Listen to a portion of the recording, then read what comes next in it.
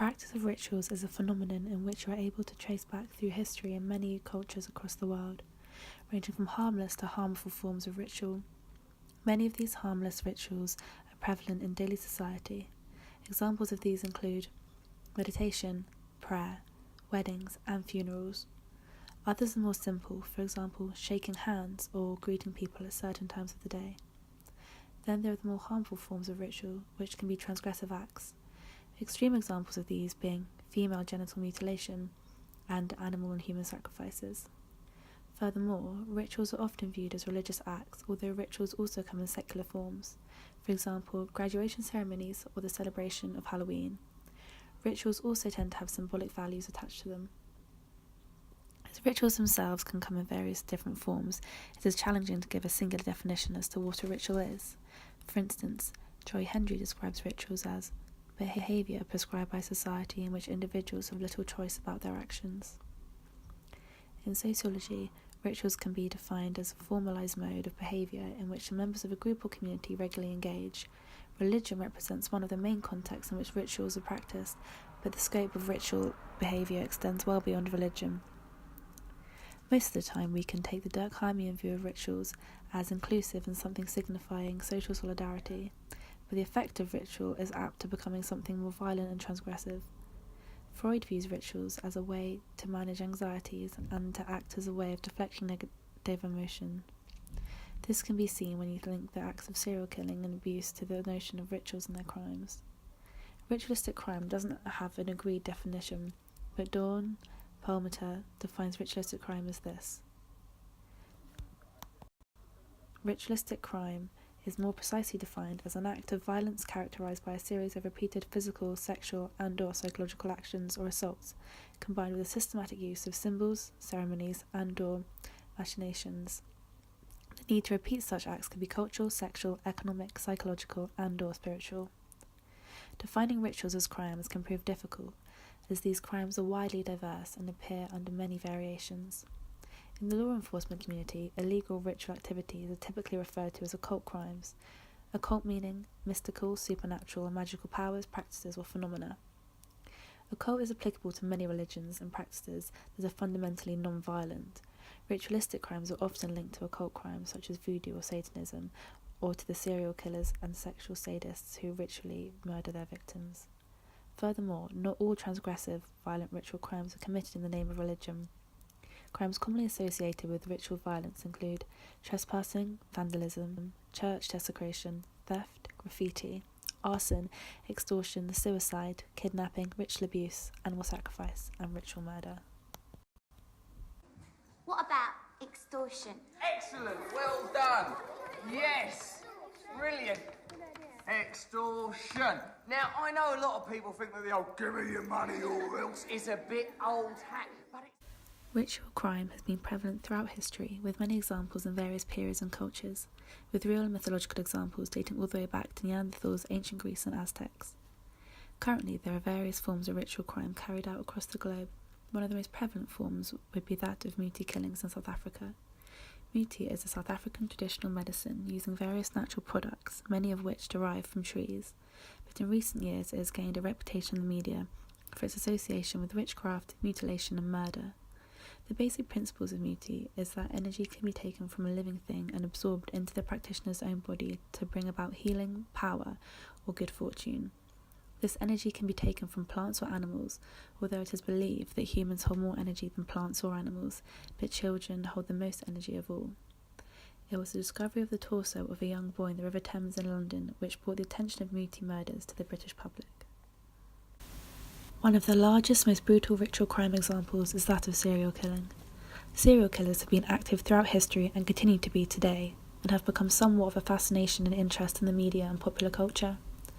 Over the years, there have been many high-profile cases of serial killings across the globe, but a few of the most notorious names are Ed Gein, Ted Bundy, and Jeffrey Dahmer. These men are some of the most notorious serial killers due to their ritualistic behaviour surrounding their killing.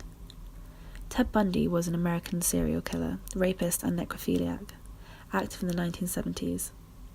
Bundy confessed to the killings of 36 females, although experts say they believe it to have potentially been more into the hundreds, making the exact number of his killings unknown. Bundy attended college university, leaving with a degree in psychology, later getting himself involved in politics, and therefore sitting as a functioning member of society. It is said that many of Bundy's victims had a similar appearance to that of a college girlfriend, of which he had an unsuccessful relationship with. Bundy's approach to the kidnapping and eventual murder of these innocent females was to exploit their trust with his charismatic disposition, often faking injury or disability, or impersonating an authoritative figure. Those bitches. Don't answer it.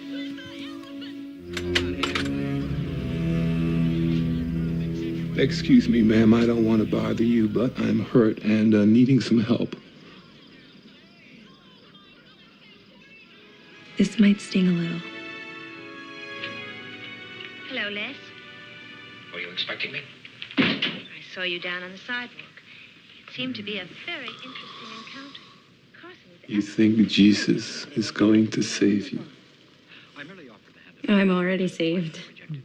We all are. running true to form. I imagine you did it with your I can't find the source of the bleeding. Or a little heavy. There's no Sort of thing, you know? wound. I assure you, my interest was... Don't get smart! It will only make it worse. This exploitation of power was repetitive through all of his crimes, as was his ritual physical exploitation of the bodies after the murder, which included acts of necrophilia and on 12 occasions the decapitation of the victims. It was also found after investigation that on numerous occasions Bundy kept the severed heads of what he viewed as souvenirs for his crimes.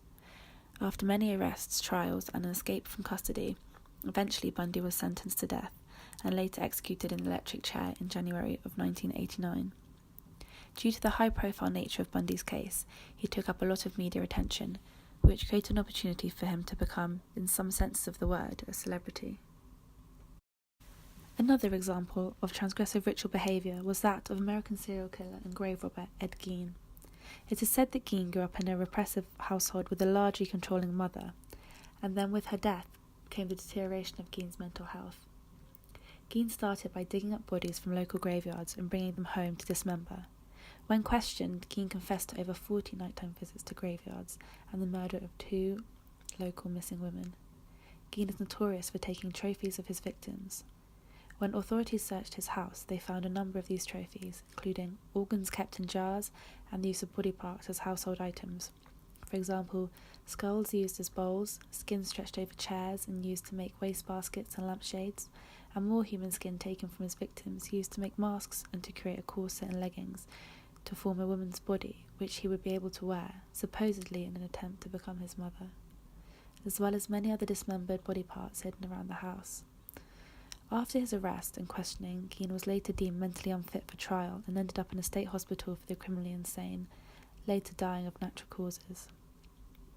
Ed Gein's horrific actions had a lasting impact on popular culture, which led to him becoming inspiration for many fictional serial killers in films and literature. Some of these included Norman Bates in Psycho, Leatherface in Texas Chainsaw Massacre, Buffalo Bill in Silence of the Lambs.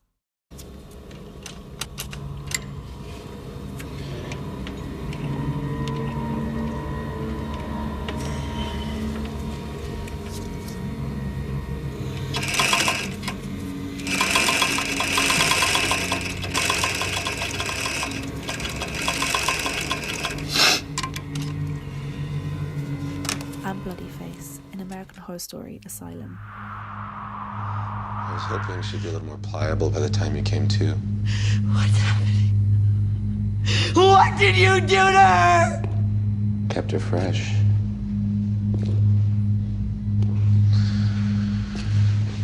Normally by now I would have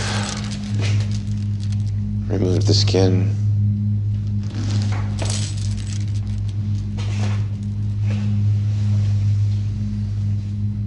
And head. But we need to keep her around a little longer for our purposes. We're gonna continue our therapy now, Lena.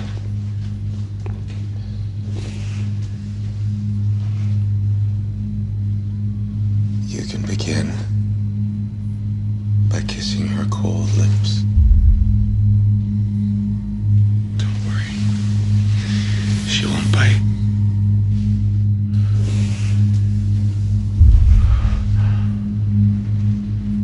took her teeth.